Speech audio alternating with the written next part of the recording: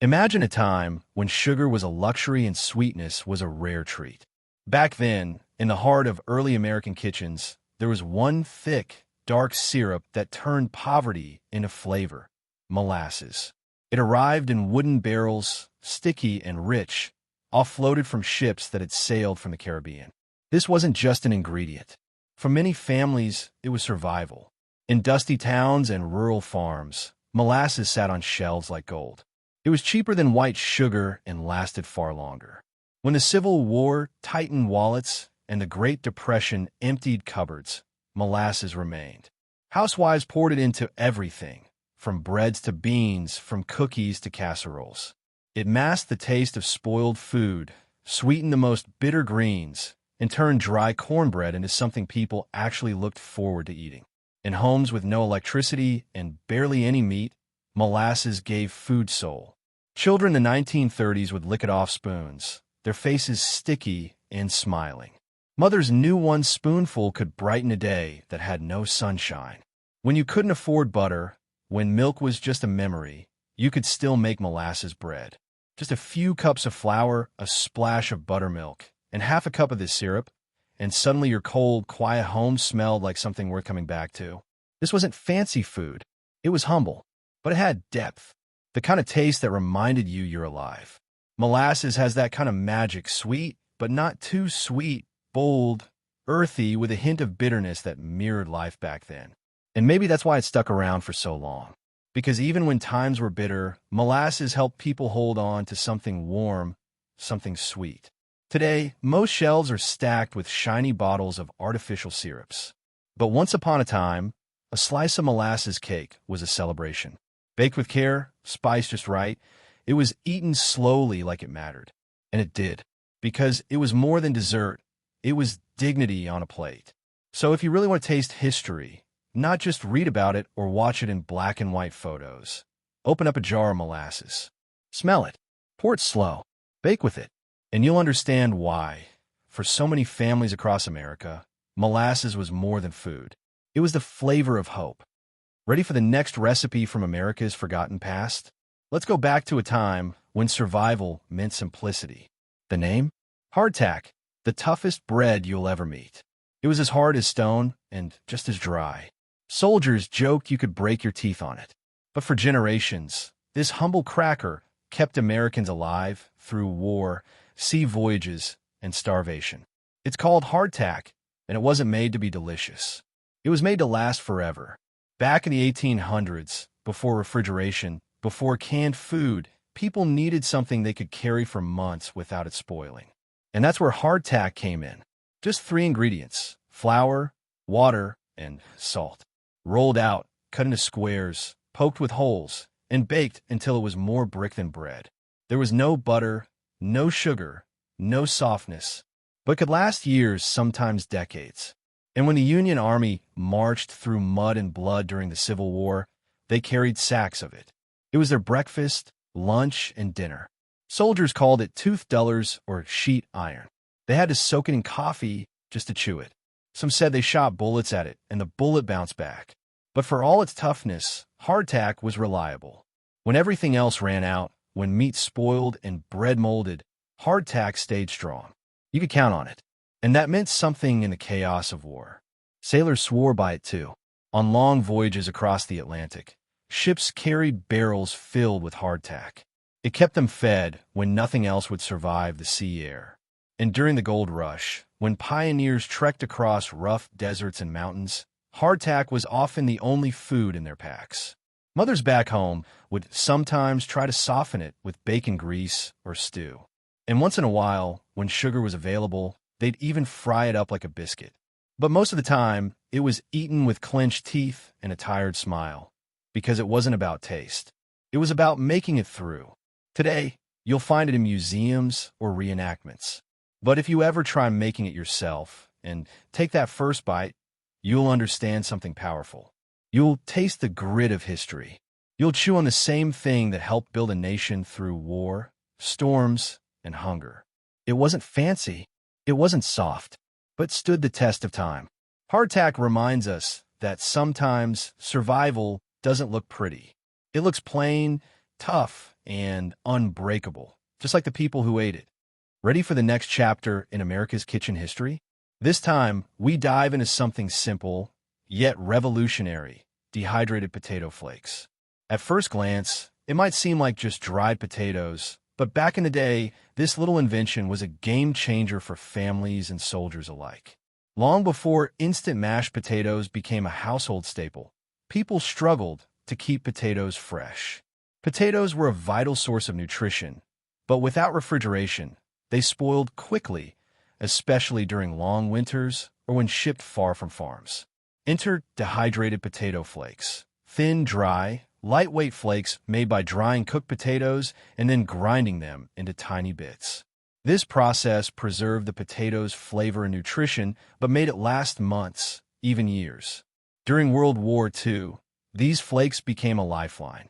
Soldiers in the trenches, far from home, could carry them easily in their packs and prepare hot mashed potatoes just by adding water or milk. It was comfort food delivered in a packet, a taste of home in the harshest conditions.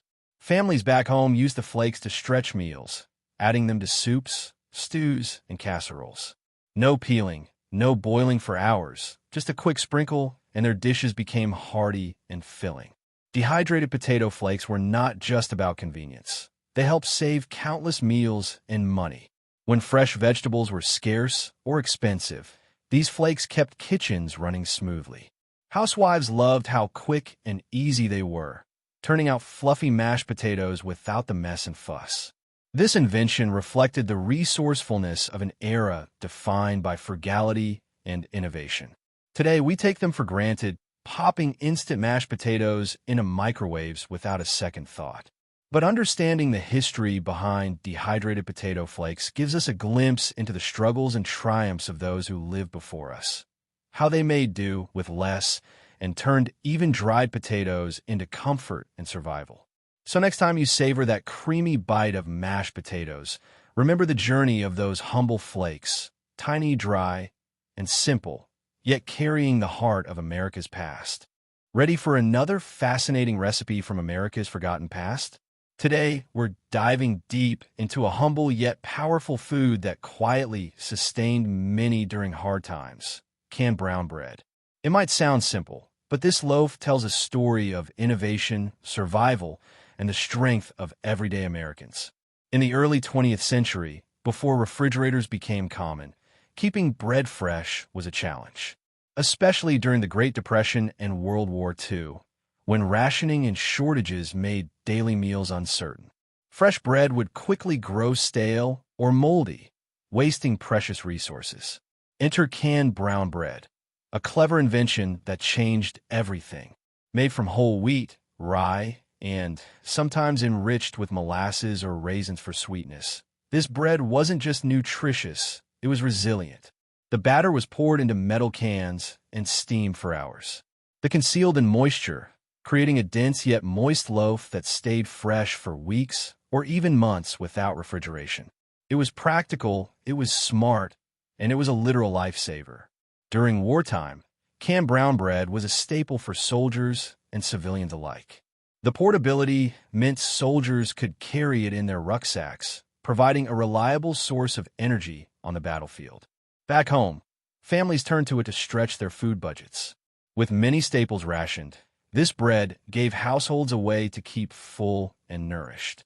What made canned brown bread special wasn't just its convenience, but its unique flavor and texture. Unlike the fluffy white bread most of us know, this bread was hearty and slightly sweet, with a crumb dense enough to stand up to butter, jam, or even a drizzle of syrup. Some recipes added raisins or nuts, giving it a rich, comforting taste that felt like a warm hug on a cold day. Mothers and grandmothers found it a blessing in disguise. No kneading dough, no waiting for it to rise. Just open a can, slice, and serve.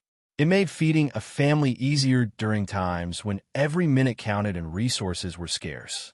Even today, canned brown bread is a treasured recipe among food historians and vintage cooking enthusiasts. Some bakers still replicate it, savoring the taste of an era when food was more than just nourishment. It was hope, resilience, and resourcefulness. So next time you think about bread, Remember this canned brown loaf, a small but mighty testament to American grit, baked in a tin and steamed with care. It's more than just bread. It's a slice of history you can hold in your hands. Ready for the next lost gem from America's culinary vault? Let me take you back to a time when preserving cheese wasn't just about taste, it was about survival. The name? Wax-dipped cheese wheels. Before modern refrigeration, cheese was a tricky treasure to keep fresh. Enter the ingenious solution, coating whole cheese wheels in wax. This wasn't just for looks. The wax created an airtight seal, protecting the cheese from air, moisture, and pesky molds that would ruin it.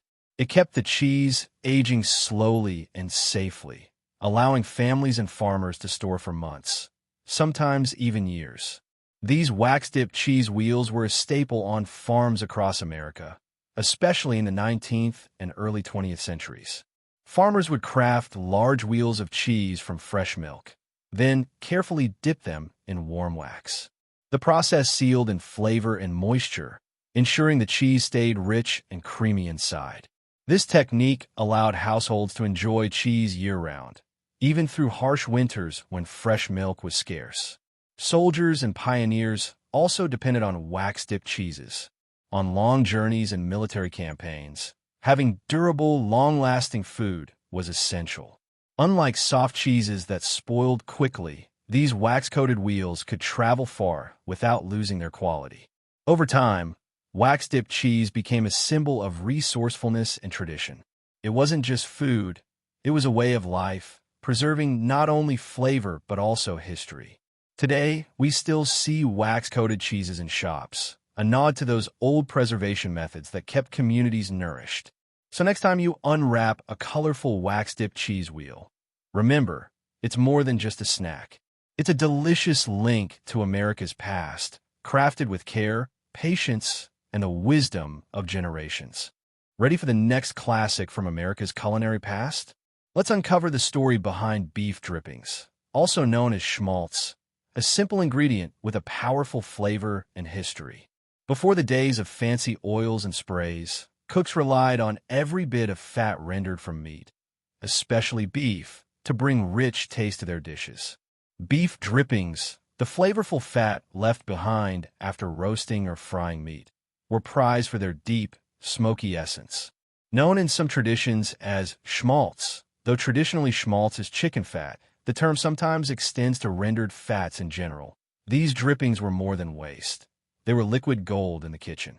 During the 19th and early 20th centuries, American households made the most of every scrap. Nothing was thrown away, and beef drippings were carefully collected and saved. This rendered fat was used for frying vegetables, greasing pans, baking bread, and enriching gravies and stews. It added a hearty, savory depth that transformed simple meals into comforting feasts. Farm families and city dwellers alike treasured beef drippings as an affordable and flavorful cooking fat, especially during the Great Depression and wartime rationing, when vegetable oils were scarce or expensive. Schmaltz helped stretch meals further, turning humble ingredients into memorable dishes. Beyond the kitchen, beef drippings tell a story about sustainability and respect for food, using every part, wasting nothing. It's a tradition passed down through generations, linking us to a time when cooking was both art and necessity. So next time you savor a crispy roast or a rich stew, remember the secret star behind the flavor.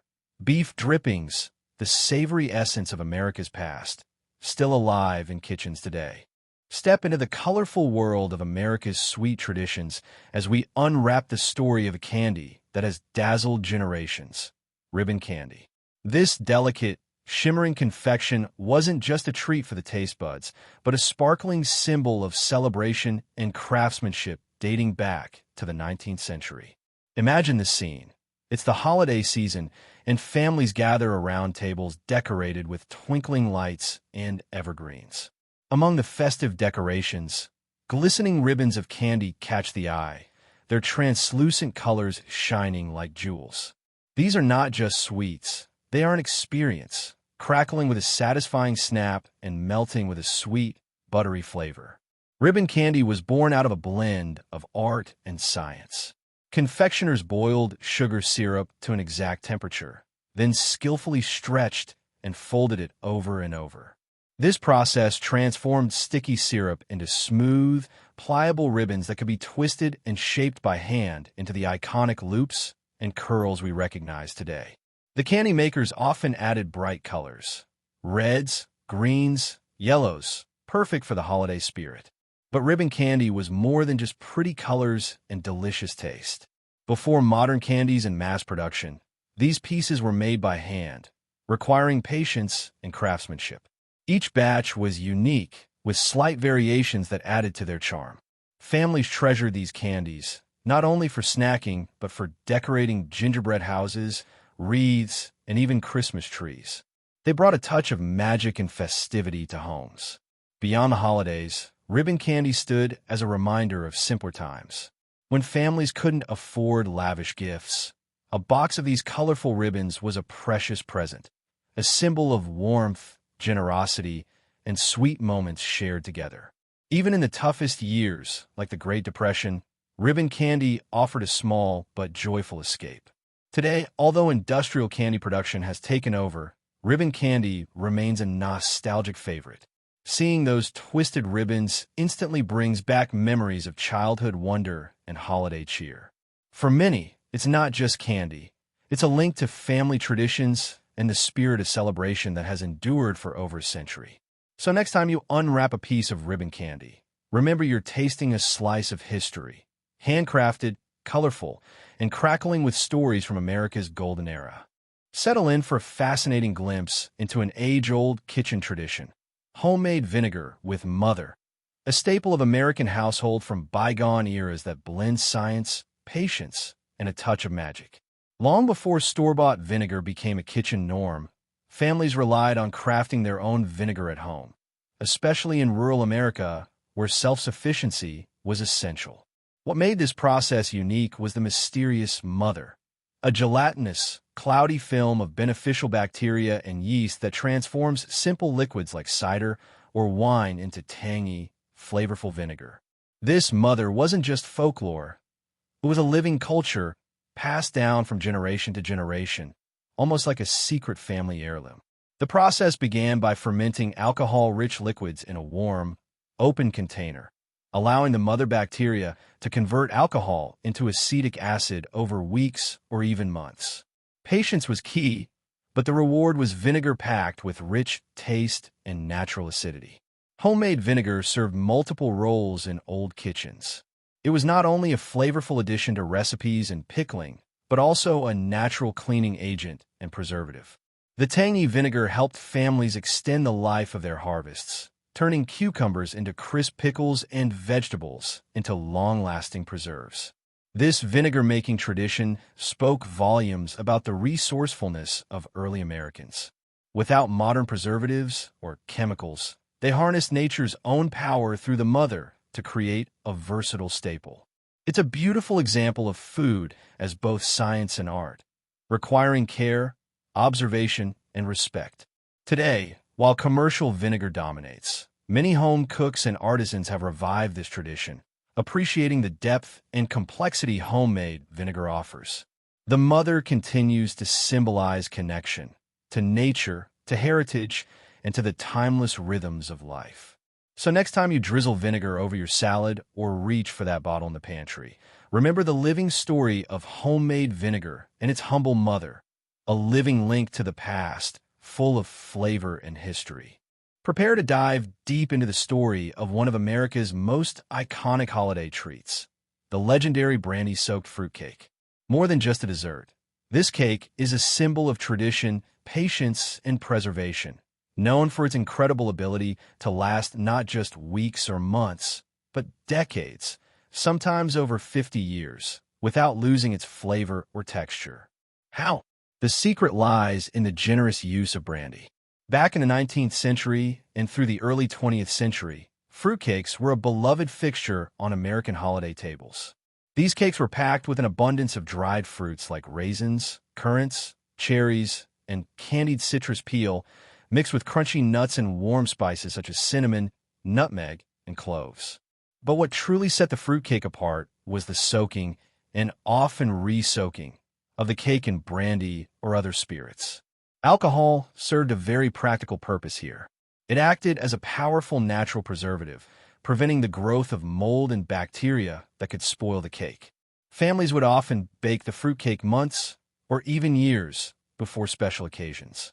They'd wrap the cake tightly in cheesecloth soaked in brandy, sometimes storing it in cool cellars or pantries. Over time, this careful preservation allowed the flavors to deepen, marry, and mellow, transforming the fruitcake into a complex, moist, and rich delicacy.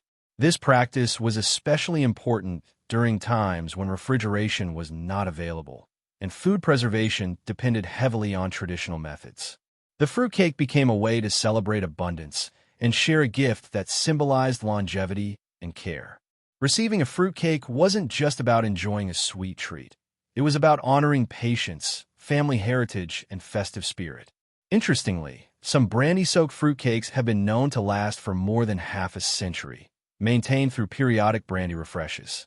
This longevity turned the fruitcake into a cultural icon, sometimes joked about for its durability, but deeply respected for its craftsmanship. Today, while many see fruitcakes as old-fashioned, a growing number of bakers and food enthusiasts are rediscovering the art of the brandy-soaked fruitcake. They celebrate the time-honored techniques that connect us to the past, reminding us that sometimes the best things really do take time. So, next time you slice into a rich, moist fruitcake, savor not just the flavor, but the centuries of tradition and love baked into every bite.